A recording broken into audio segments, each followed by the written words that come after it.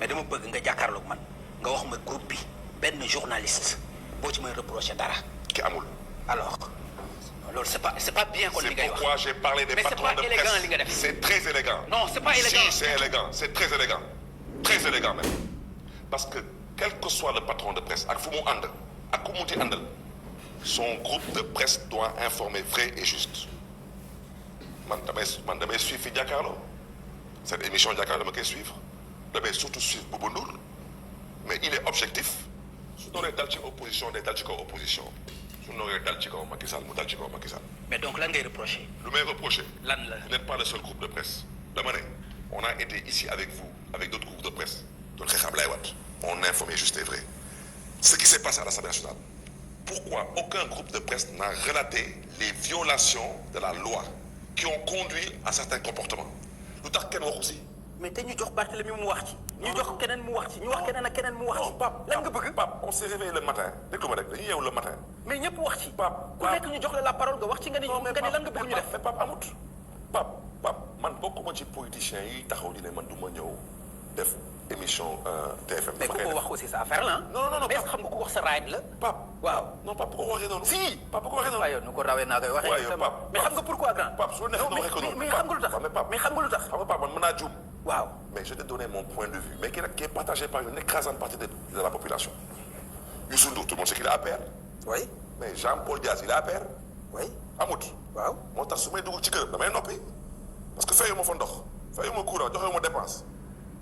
damay ba jàppante góor gi moo tax non dégg mais loolu amul fii loolu amul fii. Pape mais loolu amul fii. Pape mais est-ce que xam nga loolu amul fii. Pape moi j'ai connu Pape non dama ni xoolal déglu ma wax mais loolu moo fi amul.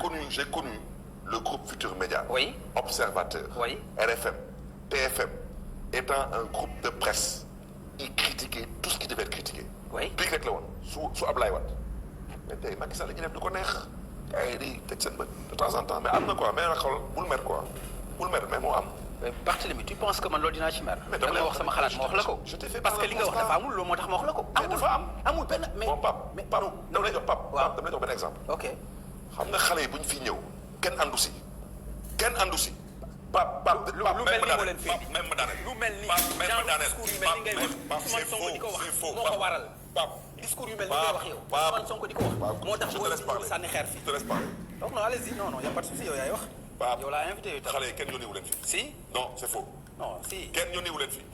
Pape xale yi lu ñuy def ñëpp ko ñaawlu. saa yu ñu waxee ni groupe de presse de Macky Sall lan nga bëgg ñu def. Pape dama ne kenn yónni wu leen fi Pape wax naa la lu fi Bouba Ndour waxoon bés bu fi amaatee mooy il a raison son outil de travail ñu doon le protéger xale yi lu ñuy def teguñu ko ci benn dëkk teguñu ko ci benn yoon c'est un sentiment de frustration. ok est-ce que Pape xam nga lu gën a bon ci àdduna mooy ngay gis dara muy raam di ñëw nga ne je n'ai rien vu quand Abdoulaye Wade était président de la République xalaatul nit di ñëw fii xool di fi sànni xeer parce que ñoom seen yaakaar moo tas en partie en se disant on mérite mieux que ça lu tax xale yi dem ñu Walfadjri pour sànni fa ay xeer damay laajte peut-être mën naa jóg mais damay laajte grand moo tax ñuy jaajëfee le groupe Futur Média journaliste mais tamit di ñaax tamit à la direction propriétaire soyez un peu plus objectif nag di jégalu nag ci kàddu yi. di jégalu ci kàddu yi grand di jégalu ci kàddu yi. d'accord non non j'ai le droit de demander un peu plus d'objectivité. Barthélémy on a le droit de demander un peu plus d'objectivité. on a le droit de demander un peu plus d'objectivité. Barthélémy te wax dëgg yàlla dëgg on le demande. on le demande ci yar ak teggin ci yar ak teggin. dama bëgg.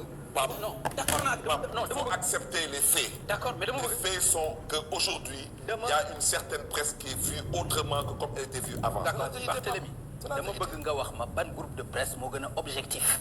GFM fii ci Sénégal. kon amul tontu boobu kon. ban groupe de presse. moo gën a objectif GFM fii ci Sénégal wax je ma n'ai pas la réponse. mais parce que amul. c'est ce que toi tu dis. mais loolu moo am. c'est ce que tu dis. plus objectif. Pape c'est ce que mais tu ça dis. n'existe pas grand. Pape xam nga je vais te dire une chose. waaw quel que soit bët yu leen di gars yi di mën a xoolee. sant leen yàlla vous êtes encore le groupe numéro 1 n'est-ce pas. le journal l'Obs c'est apparemment le journal le plus vendu. est-ce que xam nga la TFM. objectivité moo ko waral. non nit ñi non koy non nit ñi kenn moomu leen. l'observateur n'est pas objectif. je suis désolé. arrête s'il te plaît. pas objectif il est partisan et clanique. faut arrêter. on sait lire et écrire. Et attends, il faut arrêter tout de même. Respectons-nous. La RFM, la TFM, Papa Ngagne, Assane, etc. Assane Gueye. Non, on peut dire. non ñëpp. Pape. C'est un sentiment général. C'est pas mon sentiment à moi. Pape,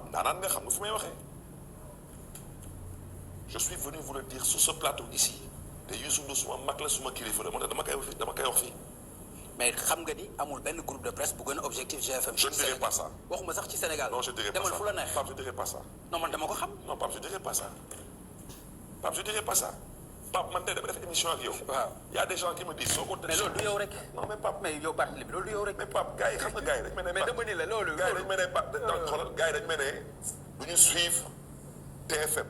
ma ne la lu tax. man leen seen affaire la ils sont désabonnés. ma ne bon maintenant suivez-moi sur ma page Facebook.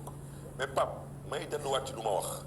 gàddu yi su xawee ñagas maa ngi leen di jégalu mais il fallait le dire. mais man ça ne me dérange mais pas. nag ça ne concerne pas que votre groupe. man ça ne me dérange Les pas. autres groupes, je ne peux pas faire la publicité ici. Nous demandons à la presse d'être objectif, que la presse relate les informations telles qu'elles existent. Te bañ a parparloo. alors léegi nag loolu aussi dafa war les acteurs politiques yi mel ni yéen ñu objectif bañ a parparloo daf ci bari ñoo xam dañuy parparloo. ci naka noonu. mais ci objectivité manque d'objectivité di parparloo. Ah am na ay détails yoo xam ni man du ma ci dugg mais xam nga ko. mais Pape, ce qu'il reproche par exemple à GFM peut-être mais am na ay groupes yoo xam ne duñu leen ko reprocher pourquoi loolu mooy objectivité. Pape, man de. wala da nga bëgg lan nga bëgg.